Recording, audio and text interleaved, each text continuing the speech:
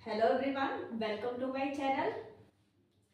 तो आज हम स्टार्ट करने जा रहे हैं चैप्टर नंबर 25। ये जो चैप्टर है ये हमारे मैंने जो प्रीवियस वीडियो बनाई थी वर्ब उसके ऊपर है, जिसमें हमने हेल्पिंग वर्ब, लिंकिंग वर्ब और उसमें ट्रांजिटिव और इंट्रांजिटिव वर्ब्स के बारे में टॉपिक्स को एक्सप्लेन किया था। ठीक है, तो वीडियो को स्टार्ट करने से पहले मेरी आप सबसे रिक्वेस्ट है, please like share and subscribe my channel and continuously please watch my all the videos. Clear? तो ये जो आज का हमारा चैप्टर है या आप एक्सरसाइज कह सकते हो, ये जो एक्सरसाइज है ये प्रीवियस वीडियो के ऊपर ही बेस्ड है। ठीक है, तो हमने प्रीवियस वीडियो में क्या पढ़ा था? What are transitive verbs? Transitive verbs are those verbs, transitive verbs में होते हैं with an object, are those verbs which are having an object. और intransitive verbs क्या होते हैं? Without an object. इसके बारे में डिटेल में मैंने लास्ट वीडियो में आपको एक्सप्लेन किया था। तो इसी के बेस के इसी के ऊपर ये जो एक्सरसाइज है वो मैंने कुछ सेंटेंसेस चूज किए हैं। हम इसमें फाइंड आउट करेंगे कि जो सेंटेंसेस लिखे गए हैं बोर्ड पे उनमें ट्रांजिटिव वर्ब है या इनट्रांजिटिव वर्ब है। क्लियर? तो जैसे नंबर 1, ठीक है, ही ईट्स ब्रेड। पहले तो हमें पता होना चाहिए कि अगर कोई सेंटेंस में ट्रांजिटिव वर्ब है इट मीन्स उसमें कोई ऑब्जेक्ट है, और अगर उसमें कोई ऑब्जेक्ट नहीं है सेंटेंस में इट मीन्स उसमें इनट्रांजिटिव वर्ब है। ठीक है, उससे पहले हमें सेंटेंस का पूरी उसकी नॉलेज होनी चाहिए कि उसमें सब्जेक्ट कौन सा होता है और ऑब्जेक्ट कौन सा होता है। अगर हमें यही नहीं पता कि ऑब्जेक्ट उसमें है या नहीं है और ऑब्जेक्ट कौन सा है, तो हम उसमें ये फाइंड आउट करना हमारे लिए पॉसिबल नहीं है कि उसमें ट्रांजिटिव वर्ब का यूज हुआ है या इनट्रांजिटिव वर्ब का यूज हुआ है। तो सब्जेक्ट और ऑब्जेक्ट के ऊपर भी मैंने एक वीडियो बना रखी है, आप उसके लिए उस वीडियो को देख सकते हैं। ठीक है, तो सबसे पहले है ही ईट्स ब्रेड। ठीक है, इसमें जो ही है वो है सब्जेक्ट और ब्रेड क्या है? ऑब्जेक्ट। ठीक है, इट मीन्स इस सेंटेंस में ऑब्जेक्ट है, तो जिसमें ऑब्जेक्ट है मैंने क्या बताया था वो हो गया ट्रांजिटिव वर्ब। क्या हो गया? Transitive verb. क्लियर? अब हम सेकंड सेंटेंस की बात करते हैं। द ट्रेन स्टॉप्ड सडनली, कि ट्रेन अचानक रुक गई। ठीक है, रुक गई। स्टॉप ये जो है ये तो मेन वर्ब है, जो फॉर्म्स ऑफ वर्ब मतलब होती है, ये फॉर्म ऑफ वर्ब का यूज हुआ है। लेकिन सडनली इसमें कुछ मतलब कोई ऑब्जेक्ट नहीं है, इट मीन्स ये हो गया इनट्रांजिटिव वर्ब। क्लियर?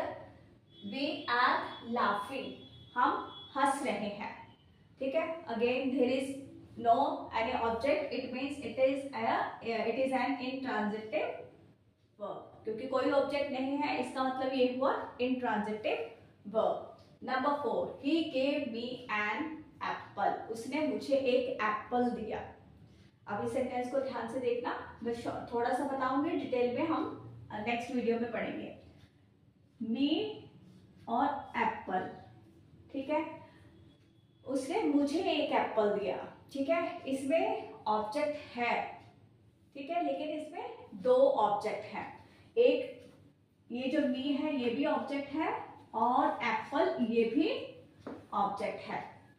क्यों है? कितने हैं? दो है। कौन कौन से हैं ये हम अगली वीडियो में मैं आपको डिटेल में बताऊंगी। लेकिन ये क्लियर है कि इस सेंटेंस में ऑब्जेक्ट है, एक नहीं बल्कि दो ऑब्जेक्ट हैं। इट मीन्स ये हुआ transitive verb. Clear? Next, a blind person can not see, एक जो अंधा इंसान है वो देख नहीं सकता। तो इसमें कोई देखने की इंग्लिश सी फॉर्म ऑफ वर्ब है लेकिन ऑब्जेक्ट कोई नहीं है, it means it is an intransitive verb. Clear? I need a chair, मुझे एक चेयर की जरूरत है। चेयर जो है वो एक ऑब्जेक्ट है, इसका मतलब ये हुआ एक ट्रांजिटिव वर्ब। ठीक है, मैं उम्मीद कर रही हूँ कि आपको इस टॉपिक की समझ आ रही होगी। एक्सरसाइज मैं सॉल्व कर रही हूँ, आपको ये सारा क्लियर हो रहा होगा। ठीक है। तो साथ के साथ मैं ये भी कहूंगी कि अगर आप मेरी वीडियो को लाइक कर रहे हो तो लाइक कर दो, शेयर और सब्सक्राइब भी कर देना, ठीक है।